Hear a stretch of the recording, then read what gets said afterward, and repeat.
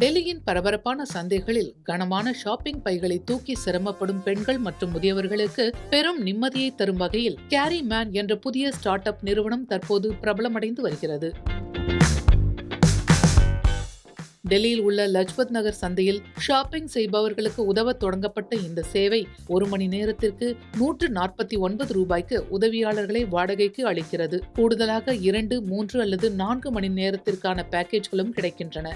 இவர்கள் 12 கிலோ வரையிலான ஷாப்பிங் பைகளை தூக்குவது மட்டுமன்றி உணவு வரிசைகளில் நின்று உதவுவது, கடைகளுக்கு வழிகாட்டுவது, மெட்ரோ அல்லது பார்க்கிங் வரை அழைத்துச் செல்வது, மடக்கக்கூடிய நாற்காலி அமைப்பது, குடை, சார்ஜர் போன்ற வசதிகளையும் வழங்குகிறார்கள். இந்தியாவின் முக்கிய சந்தைகள் முழுவதும் வாடிக்கையாளர்களுக்கு கூடுதல் வசதியை அளிப்பதோடு மரியாதையான மற்றும் கட்டமைக்கப்பட்ட வேலை வாய்ப்புகளையும் உருவாக்கும் வகையில் நம்பிக்கைக்குரிய மற்றும் அங்கீகரிக்கப்பட்ட ஒரு ஷாப்பிங் உதவி சேவையாக திகழ்வதே தங்களது நோக்கம் என தெரிவித்துள்ளது கேரிமன் நிறுவனம். தற்போது இந்த சேவை லஜ்பத் நகரில் செயல்பட்டு வருகிறது. வரும் நாட்களில் சாந்தினி சவுக்கிற்கும் விரிவுபடுத்த திட்டமிட்டு வருவதாக அந்நிறுவனம் தெரிவித்துள்ளது.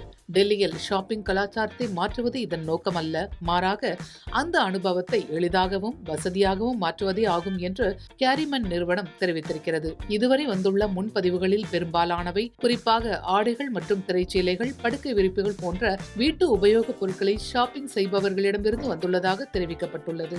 இந்த சேவையில் கூடுதல் அம்சங்களாக வானிலை பாதுகாப்பிற்கான குடைகள், மொபைல் சார்ஜிங் வசதி, பவர் பேங்குகள் போன்ற வசதிகளும் வழங்கப்படுகிறது. தற்போது ஒவ்வொரு உதவியாளரும் 12 கிலோ எடை வரை கையாள முடியும். மேலும் அதிக எடையுள்ள சுமைகளுக்கு வாடிக்கையாளர்கள் கூடுதல் உதவியாளர்களை முன்பதிவு செய்து கொள்ள வேண்டும் என்று தெரிவிக்கப்பட்டுள்ளது. கேரிமேன் ஏப்ரல் மாதம் தனது செயல்பாடுகளை தொடங்கி முதல் மாதத்திலேயே 50க்கும் மேற்பட்ட முன்பதிவுகளை நிறைவு செய்துள்ளது. டெல்லியின் பரபரப்பான சந்தைகளில் தனது பயணத்தை தொடங்கியுள்ள கேரிமேன் இந்தியாவின் வேகமாக வளர்ந்து வரும் பொருளாதாரத்தில் ஒரு புதுமையாக திகழ்கிறது.